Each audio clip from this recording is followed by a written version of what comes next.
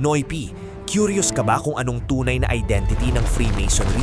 Ito ay isang global organization na ginawa ng mga mysterious guys na suot ang weird robes at may fancy handshakes. At honestly, ang kanilang history ay mas komplikado kaysa sa drama sa Malacanang. Magsimula tayo sa pinakasimula.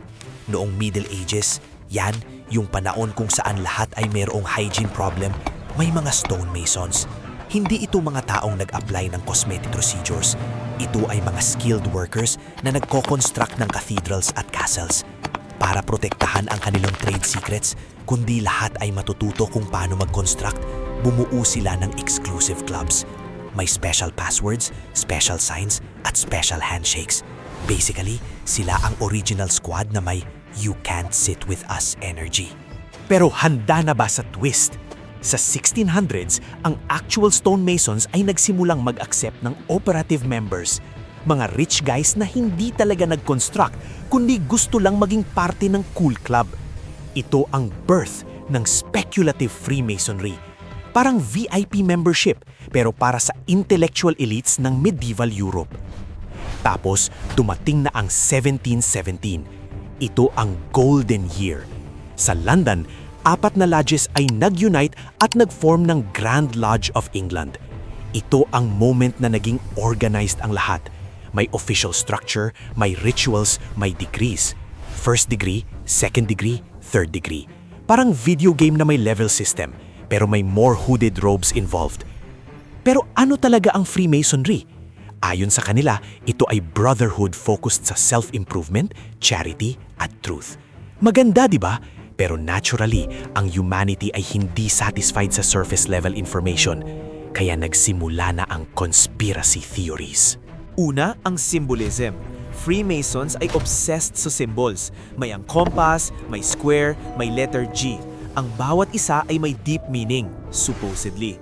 Ang square at compass ay represents geometry at architecture, yung kanilang origins. Ang G? Well, may 3 theories. God, geometry, o geometry. Okay, dalawa lang talaga pero sound mysterious pa rin. Tapos may ang all-seeing eye. Ito ang symbol na nasa back ng $1 bill. Boom! Conspiracy. Ang Illuminati ay nagko-control ng USA. Pero realistically, ang dollar bill design ay galing sa Great Seal of the United States na designed ng 3 guys na walang relation sa Freemasonry. Well, technically, walang proven relation. Pero maganda kung totoo, so most conspiracy theorists ay nag-push ng narrative na ito. Ang Illuminati, by the way, ay iba sa Freemasons. May Adam Weishaupt noong 1776 na nag-form ng Bavarian Illuminati sa Germany. Secret society within secret societies, like Inception, pero may less Christopher Nolan at mas maraming philosophical discussions. Ang Bavarian Illuminati ay aktual na disbanded sa late 1700s. Pero ang conspiracy theories never died. Sila ay immortal, like vampires, pero less attractive at more paranoid. Dito nanggaling ang mga wild theories. Freemasons ay controlling ang governments. Freemasons ay involved sa major historical events. Freemasons ay secretly running the New World Order. Freemasons ay gumagamit ng mind control. Freemasons ay connected sa aliens. Okay, this one is getting ridiculous. Pero ang internet ay full ng believers. Pero let's talk actual mysteries. Kasi may legitimate historical mysteries talaga about Freemasonry. Una, ang real purpose. Freemasons ay says ito ay about personal development. Pero kung ganun lang, bakit kailangan ng extreme secrecy? Bakit kailangan ng hidden rituals na secret oath-taking? Bakit kung pwedeng sa Facebook lang ang community building? Ang secrecy ay nag-create ng mystique. Ang mystique ay nag-create ng theories. Ang theories ay nag-create ng... Pangalawa, ang connection sa political movements. Maraming founding fathers ng USA ay Freemasons. George Washington, Freemason. Benjamin Franklin, Freemason. Thomas Jefferson, probably Freemason. Hindi sila nag-hide nito. Pero ang question ay, kilos nila ba through Freemasonry ang American Revolution o coincidence lang na maraming enlightened thinkers ay involved sa both movements? Historians ay divided. Conspiracy theorists, sila ay 100% convinced of connection. Pangatlo, ang connection sa royalty at world powers. Sa Europe, maraming kings at nobles ay Freemasons. Frederick the Great ng Prussia, Freemason. Sa Russia, Tsars ay nag-sponsor ng Masonic lodges.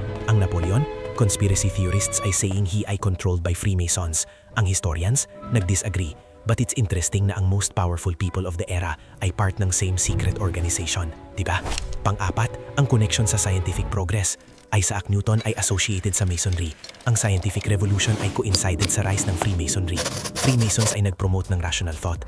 Conspiracy theorists ay saying Freemasons ay nag-hide ng true scientific discoveries, free energy, anti-gravity technology, kung paano mag-build ng perfect societies. Historians ay saying no evidence, pero interesting coincidence. Panglima, ang rituals themselves. Ang higher degree rituals ng Freemasonry ay heavily guarded. Walang official documentation ng exact words at procedures. Kung ano ang nangyayari sa third degree initiation. Officially secret. Ang theatrical elements ay involving blindfolds, passwords, at symbolic deaths and rebirths. Some theories ay saying may demonic rituals involved. Other theories ay saying may ancient Egyptian wisdom hidden. Actual reality, probably just theatrical moral lessons about loyalty at personal growth. Pero less exciting, so hindi yan nag-trend. Pang-anim, ang international network. Freemasons ay present sa essentially every country. Ang lodges ay connected through international grand lodges. Kaya theoretically, meron ngang global network ng connected individuals. Pero so does Rotary Club. Hindi lang namin sila nag-associate sa shadow governments. Pero Freemasonry ay may centuries ng history at mystery attached. So naturally, mas entertaining ang theories. Ang pito, ang symbolism sa public places. Freemasons ay nag-leave ng symbols sa buildings na kinakonstruct. May pyramids with eyes sa cornerstones. May compass at square sa temple decorations. Conspiracy theorists ay seeing these everywhere. Ang Freemasonry ay involved sa architecture ng New York. Well, yes, architects ay Freemasons. So naturally, ang kanilang symbols ay may appear.